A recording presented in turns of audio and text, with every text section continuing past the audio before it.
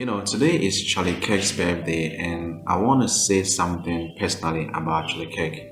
In my personal experience with the man, I got to know Charlie Kirk in the year 2020 during the COVID era, and oh boy, this guy stood out to me. I have never heard anybody speak the way he spoke, and immediately I was attracted towards this man.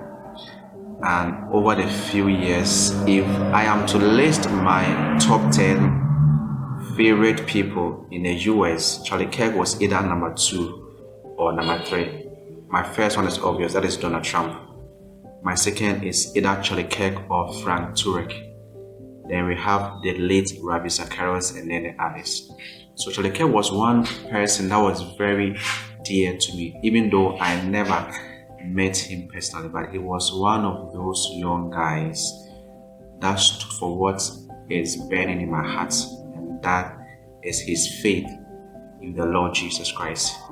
And then merging the church with governance was one thing that I was always wishing somebody stood up for. And that is what he did. He brought Christ into governance, and that was his hallmark. He said that I want to be remembered for my courage in my faith in my Lord Jesus Christ. And that is wonderful. And all my entire life, there are two people that I have only shed tears for when something negative or bad happened.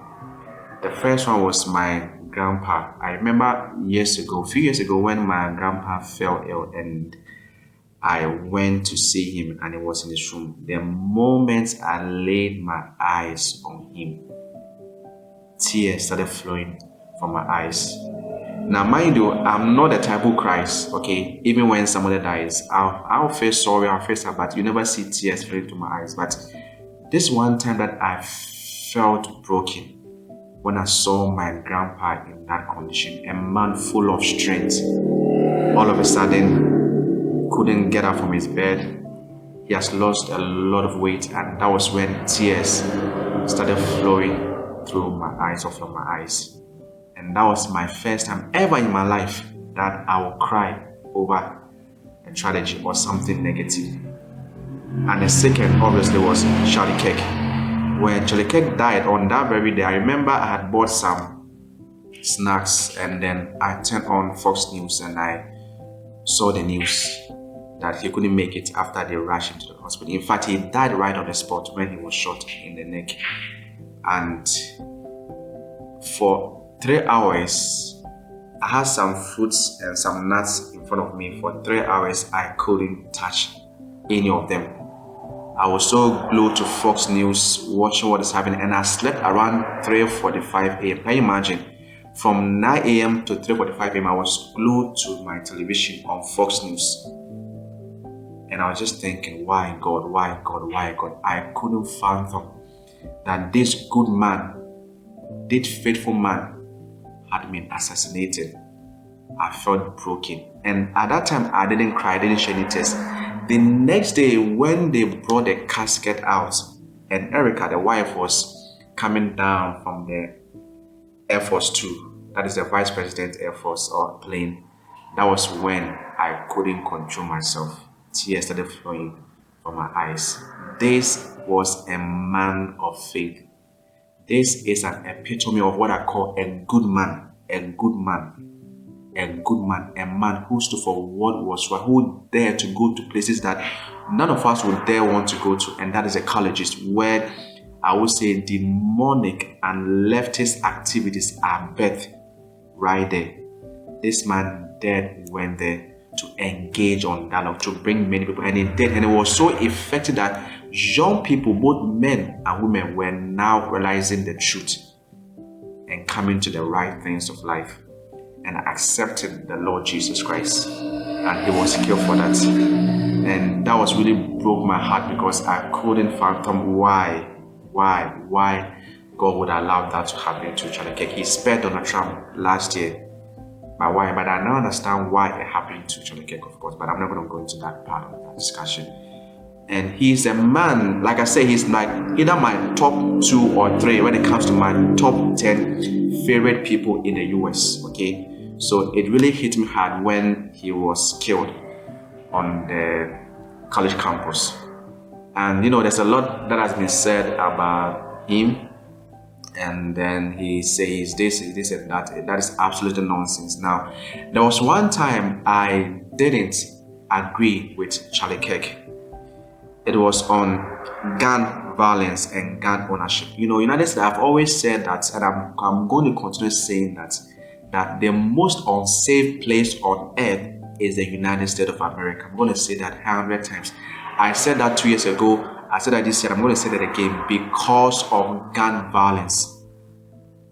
So I was, in a position that all guns should be seized. But America has a culture and tradition of owning guns, and it's something you can never get rid of it. So in my solution to the gun violence, I was thinking that all guns should be seized. There should be a policy, a law that all guns should be seized. But Charlie Kirk had a different opinion that we should own guns. And that was where I disagree with him. Not because he was wrong and I was right. Now, after I listened to his arguments on why he believes that Americans should own guns, now I understood that he had a better explanation than I did. And he had a better solution to gun violence than I did, or that I proposed. And right there, I started with him. I said, I now agree with what Charlie Kirk was saying about gun violence. So, in my personal experience, Charlie Kirk, I would say that 99.9% of the times, I've agreed with Charlie Kirk. In 99.9%, I don't know any macro topic in the world that I don't side with him. Whether it's about Israel and Hamas, whether it's about family, about wealth, about racism, about DI, about LGBTQ community, about family, anything on the macro issues of life, I agree with him 100%. Maybe I might disagree with him on the micro things. Maybe his favorite color is something, that one, we all have our personal choices, but 99.9% of the times, I agree with this man. And that was a good man. He was a faithful and loyal servant of my Lord Jesus Christ. And he led that life, an exemplary life. And I can boldly say that this is the man that I want to be like. So whilst today is his birthday, I celebrate Charlie Kirk and I say, thou good and faithful servant, you have done your dues, you have paid, you have fought the good fight, you have carried on the cross, and you have finished your race. Now therefore there's laid up for you an eternal weight of glory. And we will never forget you, Charlie Kirk, because we are all Charlie Kirk. Thanks for watching and God bless you.